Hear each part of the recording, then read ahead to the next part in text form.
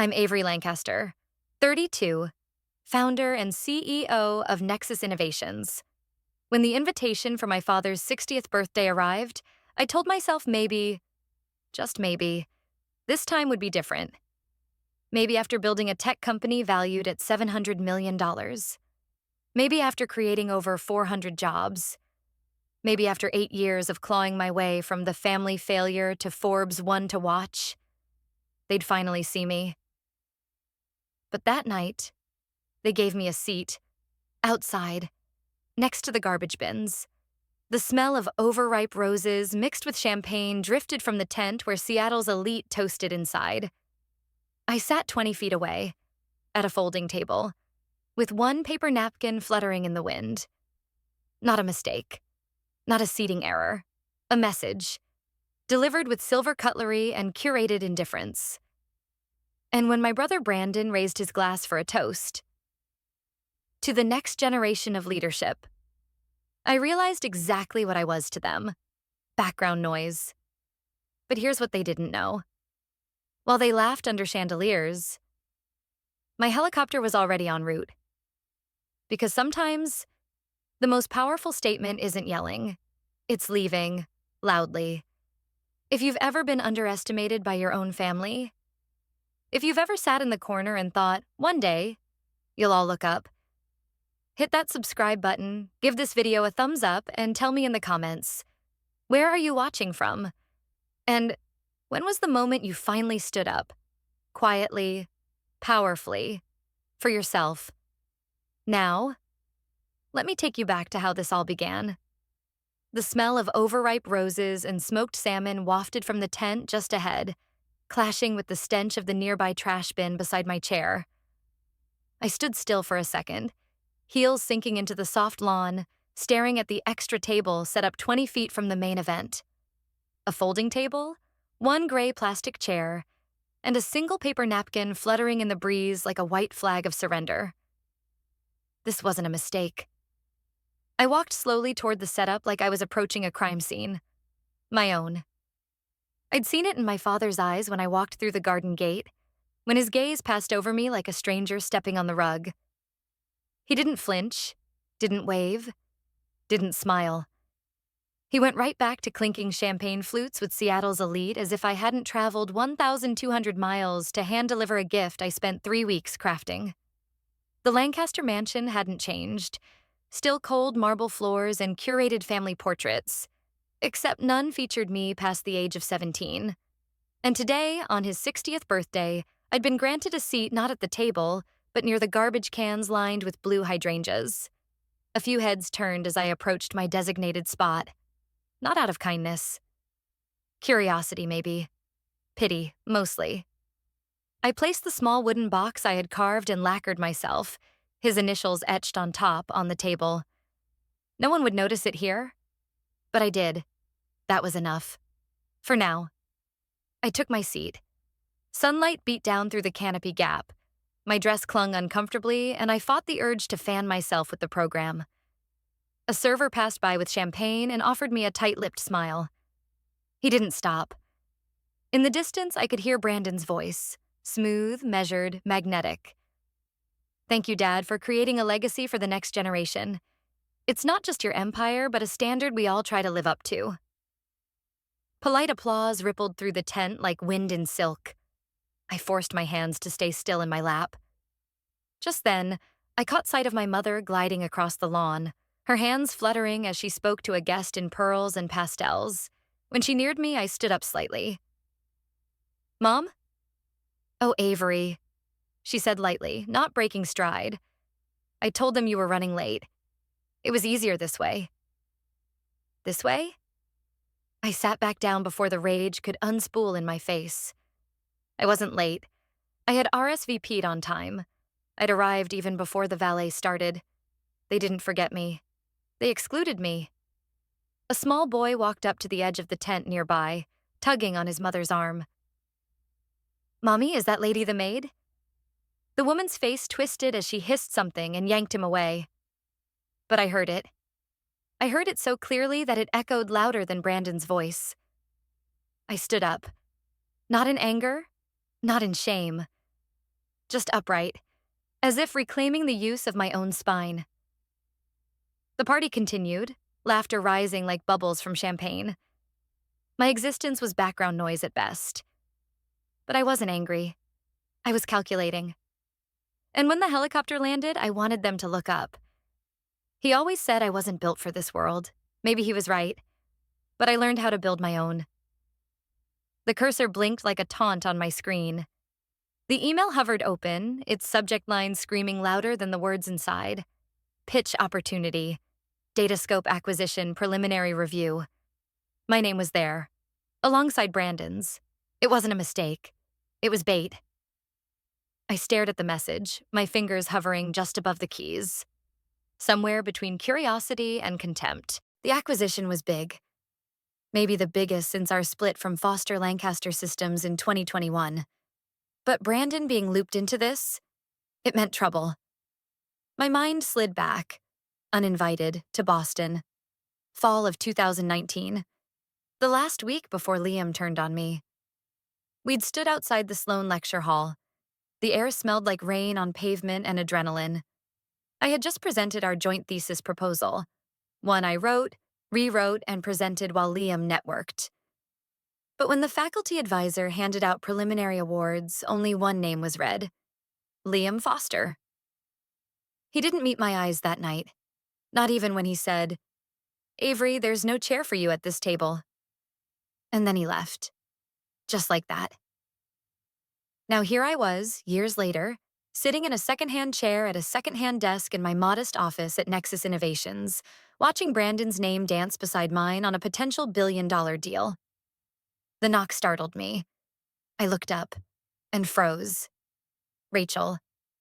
The door creaked open just wide enough for her to lean inside, arms folded, same coffee-colored trench coat, same gaze that always cut deeper than her words. "I knew you'd come back." "I didn't come to be invited," I said quietly. "I came to take—" She stepped in fully, closed the door behind her. "Still theatrical," she said with a smirk, reaching into her bag. "And still underestimating how far Brandon will go." She slid a folder onto my desk. Confidential. Printed. No trail. "What's this?" "Internal Nexus memo. Last week." Her voice tightened. "Brandon's pushing through a back-end scrape on employee data. Ethics committee flagged it, but he's already bypassed 3 firewalls." I stared at the pages, email threads, code snippets, directives from a burner Slack channel tied to an unregistered IP. "He's breaking the law," I whispered, "and he thinks no one will stop him." I met her eyes, steady, unblinking. "I will." I could stay silent like always, but silence was their weapon, and mine had to be louder. The coffee was bitter, or maybe it was the aftertaste of old memories that soured it on my tongue. I sat in the far corner of the cafe, a converted train depot just outside Datascope's downtown headquarters. The light streaming in through the tall windows bounced off the steel and glass surfaces, making the place feel sterile. My laptop waited, lid still shut. Rachel had said she'd meet me outside in 20 minutes. I wasn't ready for what came through the door 5 minutes later. Liam Foster. He didn't see me at first, or maybe he pretended not to. That had always been his specialty. Selective blindness. He ordered something. Black? No sugar, of course. And only turned when the barista called his name. Our eyes locked. A blink? A flicker. Then his face rearranged itself into something careful and unreadable. "Funny seeing you here," he said, walking over. "Is it?" I kept my voice even. "You've always been good at following the scent of acquisition." He hesitated, then pulled out the chair across from mine. I didn't stop him. "I heard about the Nexus pitch," he said.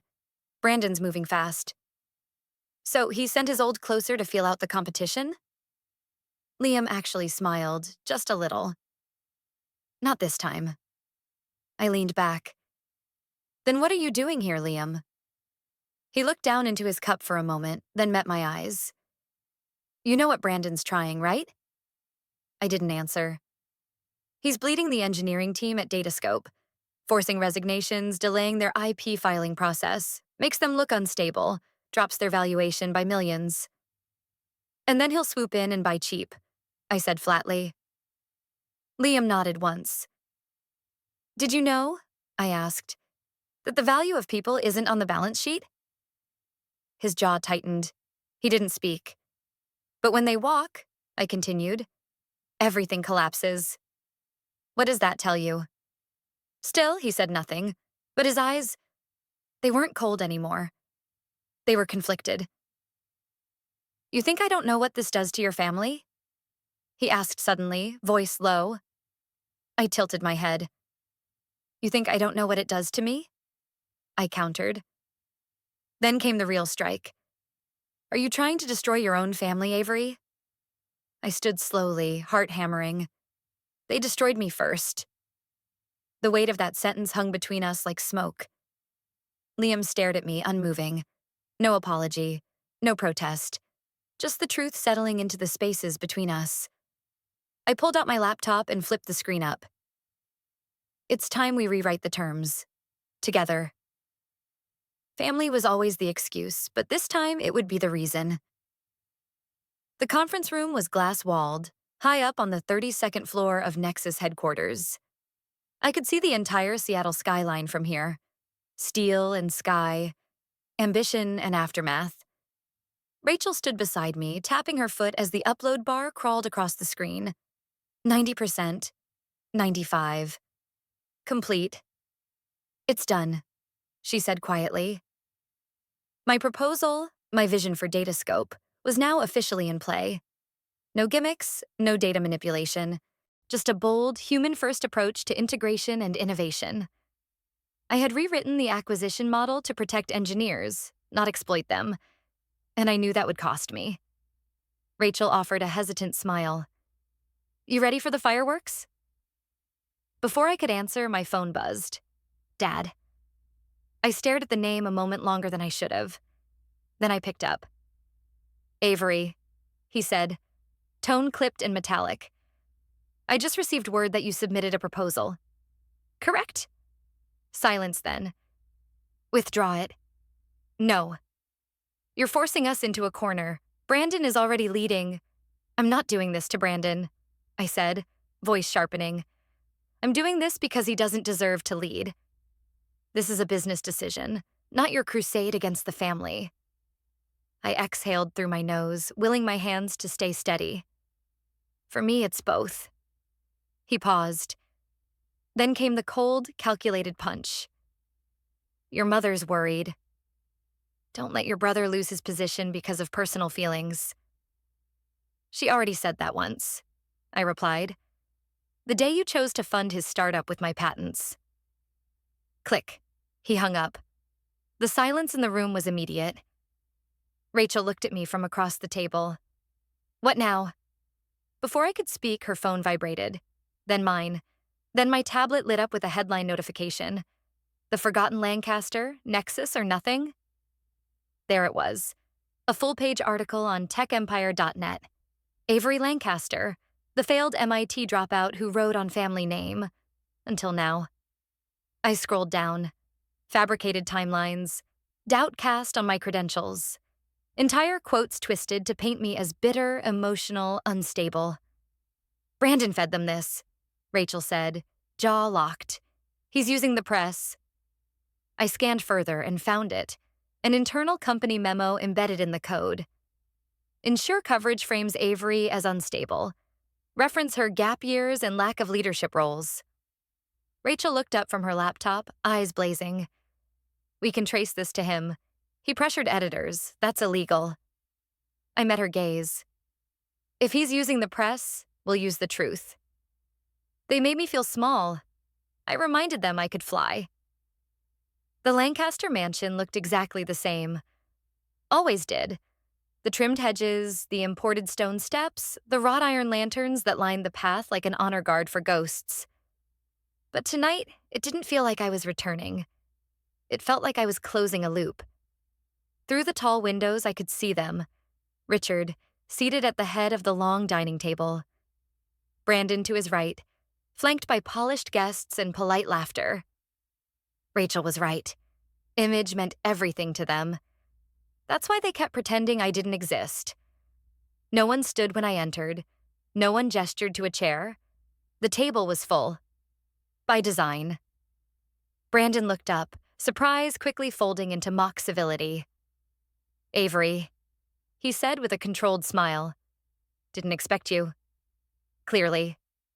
I scanned the room. Familiar faces, feigned expressions. A hollow toast clinked to my left. The tension in the air was a thread pulled taut, waiting to snap. Richard didn't speak. His eyes met mine only briefly, then drifted past me like I was something he'd already written off. Perfect. I didn't walk toward the table. Instead, I moved to the patio doors, heels tapping softly against the marble as I passed behind the guests. Someone whispered my name. Another stifled a chuckle. Let them. The air outside was sharp with cedar and the fading burn of twilight. I stepped into the open space, letting the evening wind kiss my skin. Then I heard it. The low thrum of propellers, growing louder. Closer.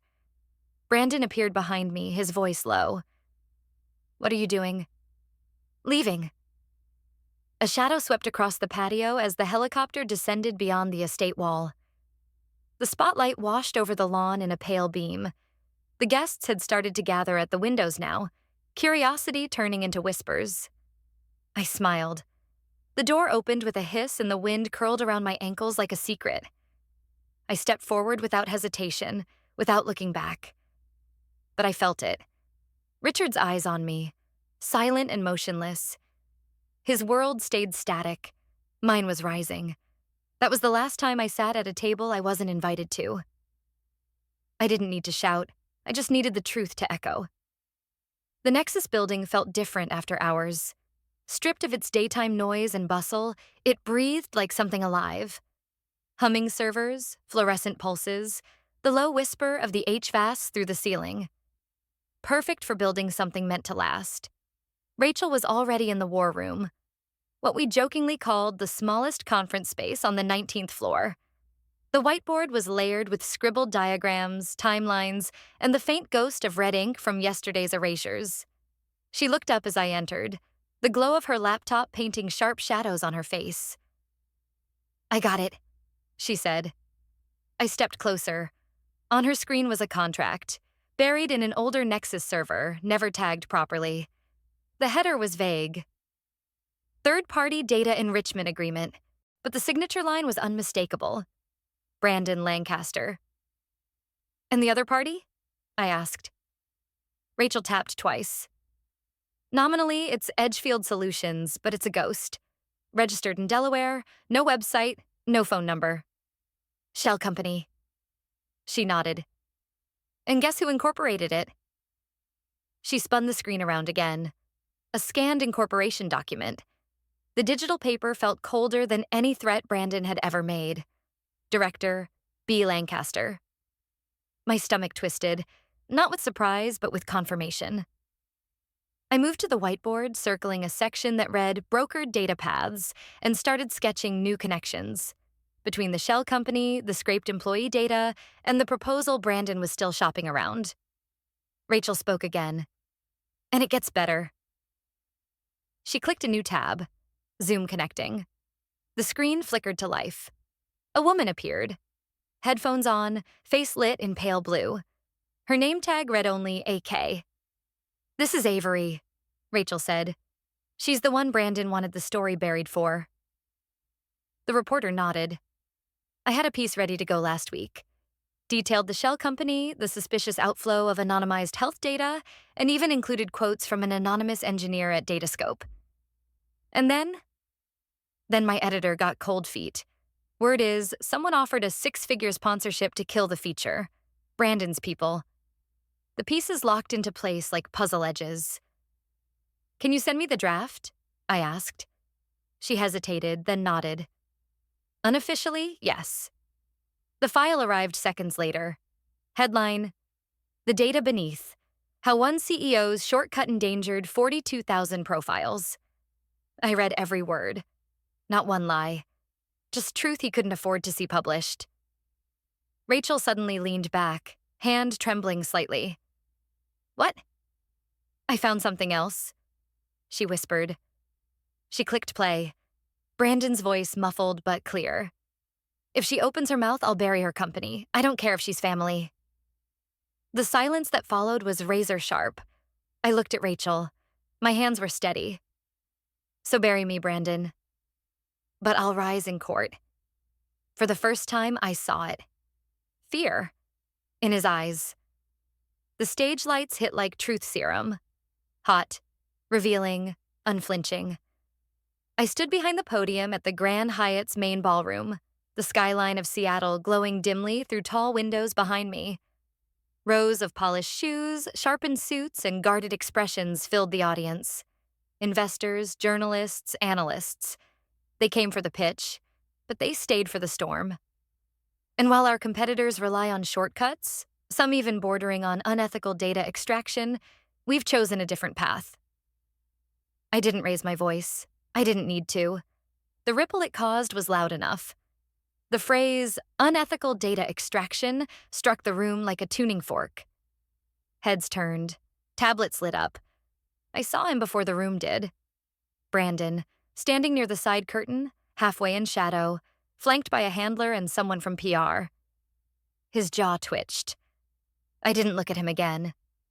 We believe the value of a company isn't just in numbers, but in the people building those numbers, I continued.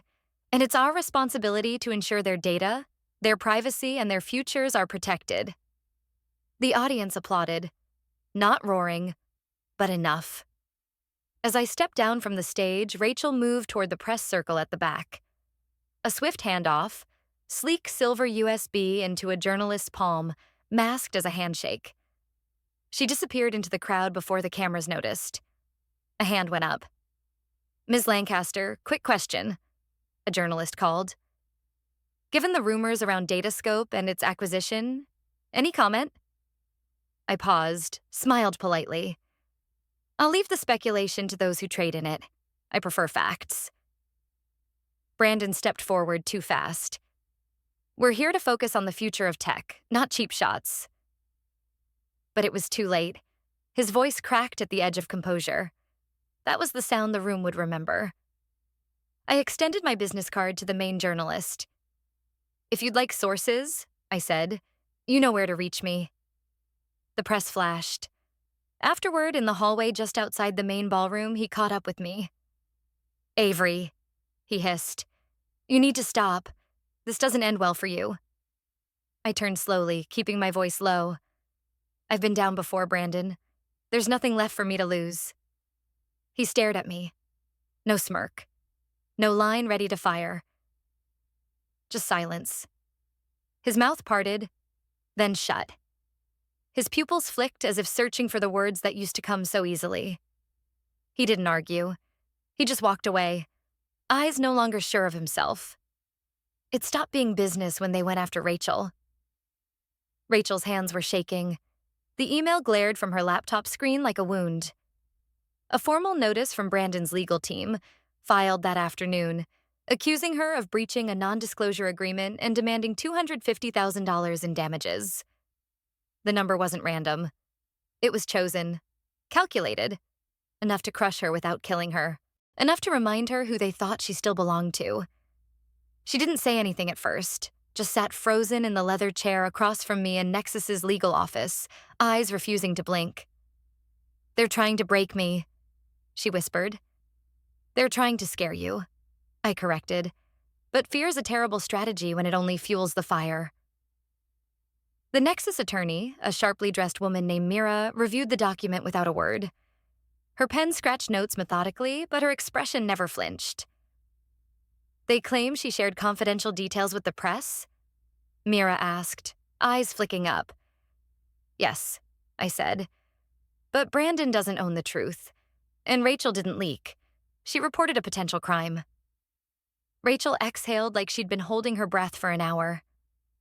I shouldn't have come back, she muttered. I should have stayed out, quiet. No, I said, kneeling beside her chair. That's what they counted on, that we'd stay silent. You gave me more than data. You gave me a chance to fight with someone who actually understands what it means to be written off. Her lip trembled. They're going to ruin me. Not if I ruin them first. I stood, pulled my phone from my coat pocket, and tapped open the voice memo folder. Remember the recording? I asked Mira. She nodded. I hit play. Brandon's voice slithered out from the speaker, each syllable soaked in arrogance. If she opens her mouth, I'll bury her company. I don't care if she's family. Mira leaned forward, eyes narrowing. Good, she said. This changes everything. We won't just defend. She set the printed lawsuit aside. We'll counter. Rachel looked up, her voice cracking. You'd do that for me? Brandon made it personal the second he put your name on that lawsuit, I said.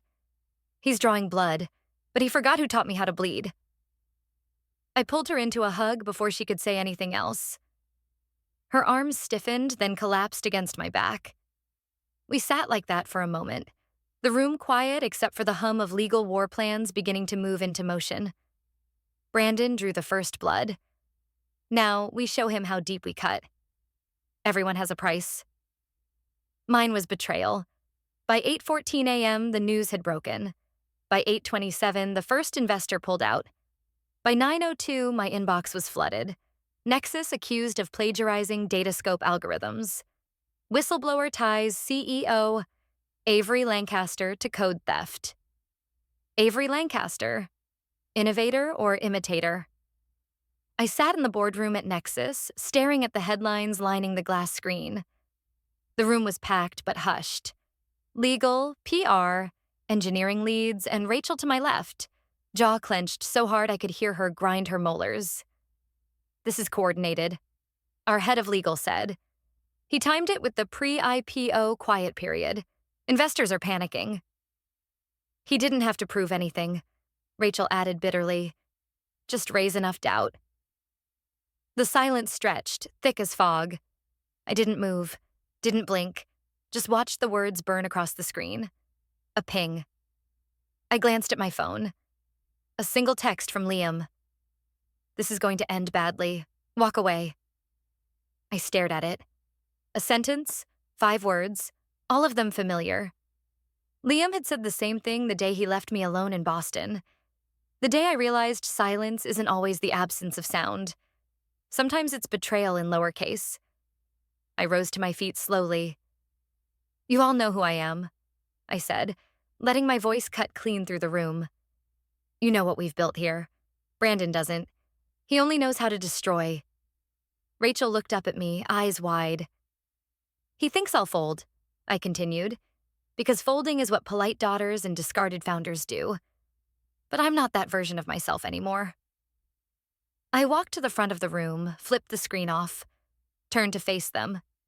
Nexus, the team that bled with me through every prototype, every late-night sprint, every near deal and nearly broken spirit.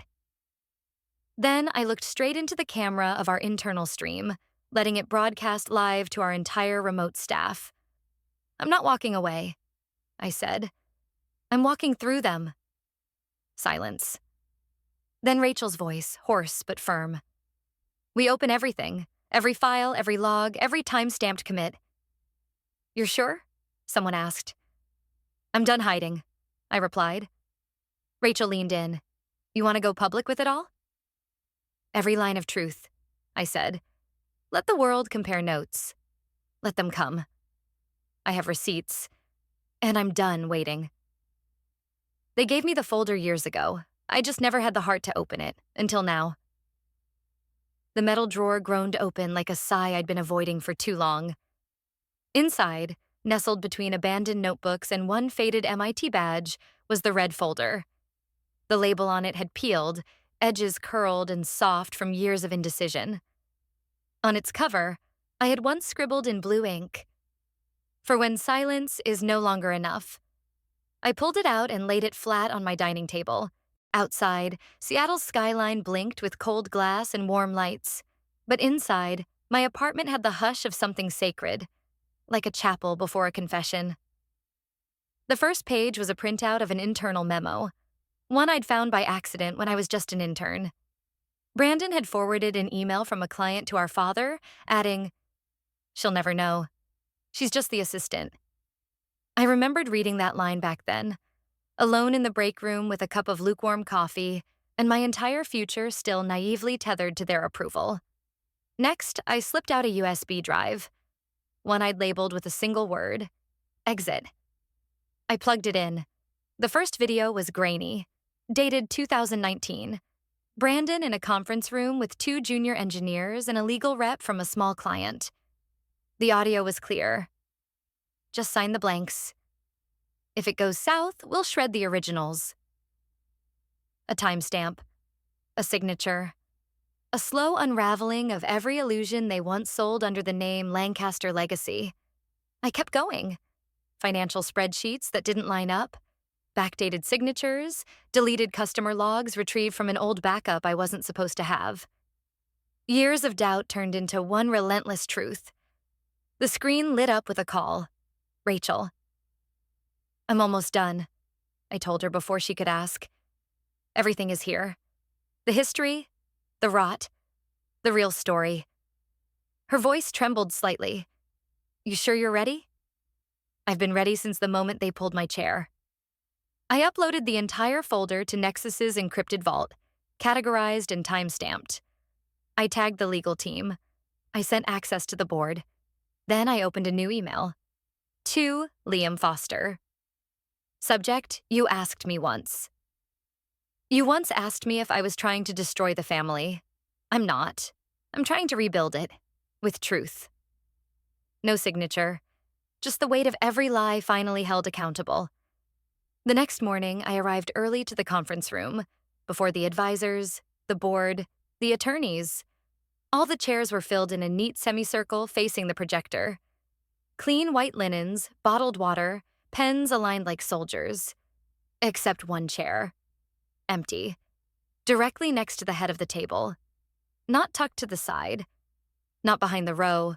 Right there. Next to the seat of power. I didn't need a note. I didn't need an apology. But as I stepped forward and pulled the chair back, my hand brushed the edge of its polished armrest. And I knew. Liam had saved it for me. They left me standing last time. This time I sat at the head. The leather of the chair creaked as I eased into it. Smooth, cold, firm beneath my spine. It wasn't just any chair. It was the one, centered beneath the polished brass plaque that read, "Data Scope Annual Shareholders Meeting. May 25th, 2024. A chair meant for power, for legacy, and now, for reckoning." I arrived 3 minutes late on purpose. Not a minute more, not a second less. Enough to make them turn. Enough to steal the air from the room before I even said a word. Every eye followed me as I moved past Brandon's stiff posture, past the rows of executives, attorneys, and shareholders. My heels echoed like metronomes of consequence on the hardwood. Liam was already seated to the right. His expression unreadable, but his hands clasped, unmoving. I didn't speak. Instead, I opened my folder, connected the drive, and hit play. The projector hummed to life. The lights dimmed slightly. A timestamp appeared on screen. June 12th, 2021, internal meeting room 7C. Brandon's voice filled the space. "Delete the logs. We don't need another leak. Tell them it was a system error." And no emails. The room froze. No coughs, no foot shuffles. Just a growing silence so taut it might snap. The video ended. A beat passed.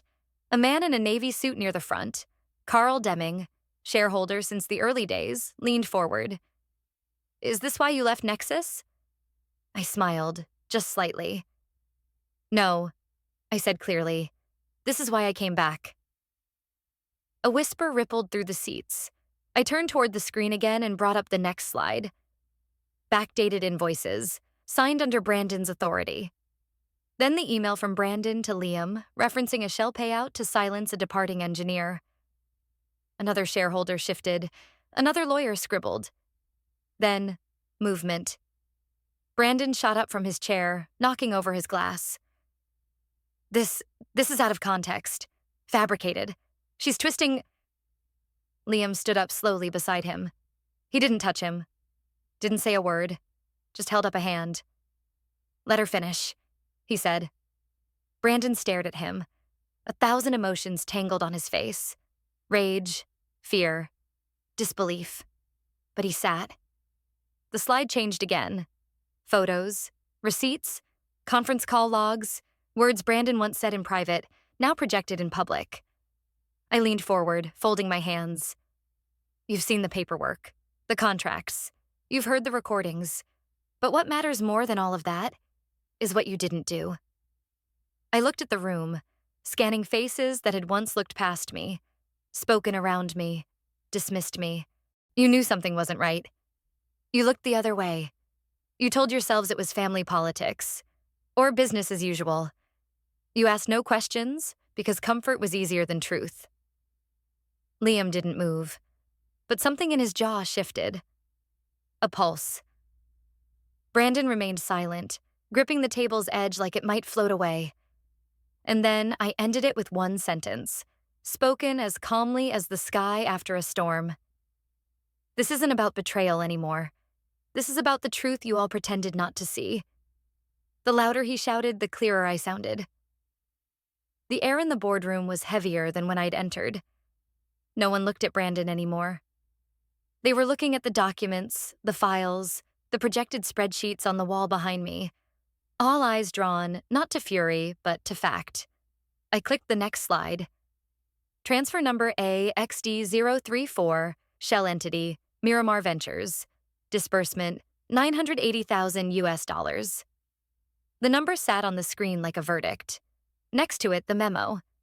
Consulting expense. Offshore compliance liaison. No signature, just initials. BC. I didn't need to explain what that meant. The silence did it for me. Brandon lunged forward, eyes flashing, veins tight at his neck. This is a smear campaign. She's bitter. She's trying to sink the company out of personal revenge. No one flinched. Another click. This time, a grainy screenshot from a Zoom call, date stamped from 8 months prior.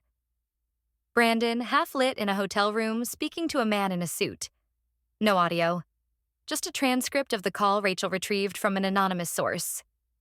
We get them to sign the deal, then adjust post-acquisition. They'll never read the fine print. A soft murmur passed through the room like wind through glass. Across the table, one of the partner directors, Nadia from Eastbridge Ventures, folded her hands. As of this moment, our firm will be suspending all due diligence cooperation with Datascope, pending the outcome of an internal audit. Another partner nodded silently in agreement. Brandon turned, face flushed. You can't just take her word. This is a coordinated attack. It's your voice, Brandon, I said quietly. He turned back toward me as if seeing me for the first time in this entire war. Not as his sister, not as a threat, but as the consequence. She's lying, he spat again, but this time weaker. From the far end of the table, Liam finally stood.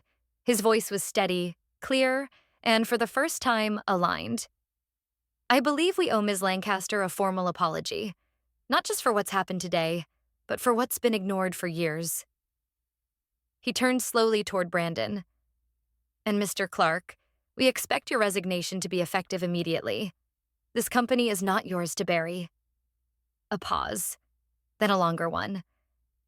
Brandon didn't argue. He didn't yell.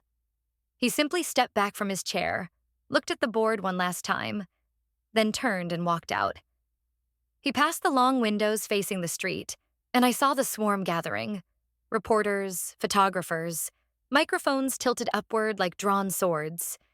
He reached for the handle and paused. Just for a second. But he didn't turn around. He opened the door. Flashbulbs erupted like lightning in a bottle, and the room exhaled. Sometimes justice doesn't roar. It whispers in the ruins. The morning of May 28th arrived without drama, without noise, just the quiet hum of truth settling into the spaces where denial used to live. My phone buzzed for the 5th time before I finally looked. CNN Business. The chair moment. How one woman brought down a multi-million-dollar cover-up Forbes, The Price of Silence. Avery Lancaster breaks the system, not just the story. I turned it over, face down on the table. The headlines weren't the victory. The silence was. In the Nexus office, everything was oddly still. Rachel sat across from me, a latte untouched in her hand, scanning the latest legal filings. They froze Datascope's IPO, she whispered. Brandon's been scrubbed from the board directory. I nodded. She leaned in. You didn't just win. You rewrote the ending. I didn't answer. My eyes were on the video looping quietly on the wall display. My own voice at the shareholder meeting, calm but cutting. The clip had gone viral, not because I raised my voice, but because I didn't have to. This isn't about betrayal anymore. This is about the truth you all pretended not to see. They called it the chair moment, a new shorthand for reclaiming what was never offered freely. My inbox was flooded. Investors, founders, even an old MIT professor. But the one that stood out was a name I didn't expect. Douglas Keene, former Datascope shareholder. Avery, if you're open to a different kind of partnership, we believe in what you built. We just didn't see it clearly until now. I smiled faintly, not out of triumph, but out of something deeper. Recognition. Rachel saw it too. You okay? I paused, then nodded. Yeah. Just tired of being invisible. She stood, reaching into her coat pocket. Then maybe this is overdue. She placed a small wooden box on the table.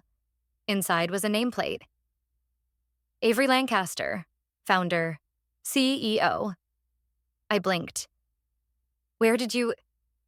I ordered it 2 years ago, she said. Back when you thought having a title meant asking for too much.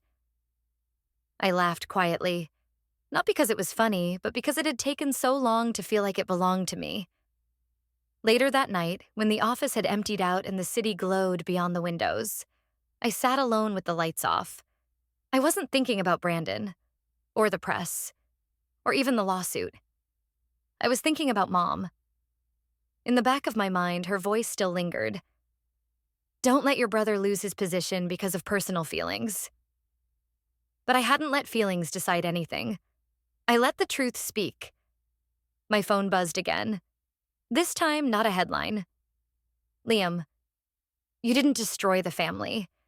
You reminded us what it was supposed to be. I stared at that message for a long time. Then it rang. A call. No name saved, just a number I hadn't dialed in months. I answered. There was a pause. Then came my father's voice. Older, smaller. Avery, can we talk? Another pause. This time, I'll sit outside if that's where you want me. I never meant to leave them behind. I just needed space to land. The bench by the edge of Lake Michigan hadn't changed. Still faded gray slats. Still leaning slightly as if it had grown weary of holding so many silences. My mother used to sit here, I'd been told. Back when things were simpler, or at least when they pretended to be. Dad arrived 5 minutes early. I watched him from a distance, standing with his hands in his coat pockets, face turned toward the water like it held something he'd lost. I didn't rush. When I finally approached, he didn't turn. Just said, You always walked like your mother. Heels never heavy. I sat beside him, leaving space between us. Not cold, just intentional. I didn't think you'd actually come, he said. I wasn't sure I would, I replied. Another pause. The wind was soft, just enough to nudge the leaves overhead. I let them push you away, he said. Not because I hated you, because I didn't know how to hold on to someone stronger than me. His voice didn't break. It just folded in on itself, quietly. I didn't answer right away. I let the weight of it settle. Then, it wasn't yours to fix, but it's yours to acknowledge. He turned finally.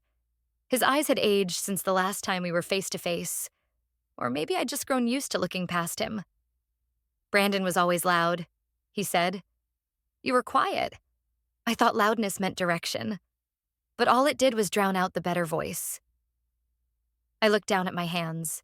He reached into his coat pocket and pulled out a folded envelope, yellowed at the corners.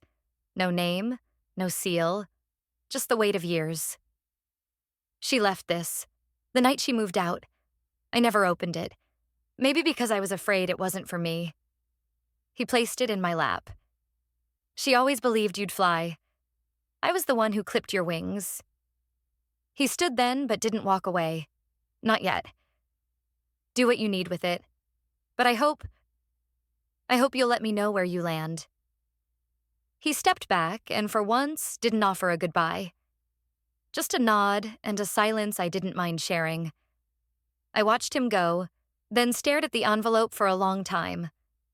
My phone buzzed. Rachel. Investor lunch confirmed. I told them your silence speaks louder than anyone's speech. I smiled faintly, then tore open the envelope. One piece of paper, 2 words, handwritten in slanted, looping ink. Fly anyway. The wind picked up. The lake shimmered like a runway. And I realized I wasn't flying away anymore. I was flying home. Last year, they sat me outside. This year, I arrived differently. The sound of rotor blades cutting through the late afternoon air turned heads before anyone could even see the shape in the sky. They all looked up, just like I once imagined. From the edge of the estate lawn, champagne flutes tilted, conversations paused, hands lifted to shade eyes. And then it came into view. Sleek, black, deliberate.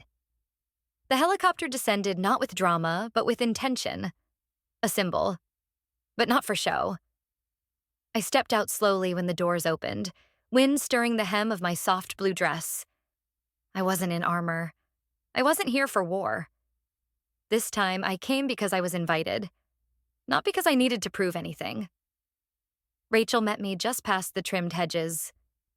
You really did it, she murmured, brushing invisible lint off my shoulder. You flew back in. Feels different when you don't crash the party, I said. She smirked. Yet still, a grand entrance. We walked in together through the same patio doors I once exited alone. Inside, the dining hall was warm, full of laughter and flickers of candlelight, not judgment. Richard Lancaster stood at the center of it all,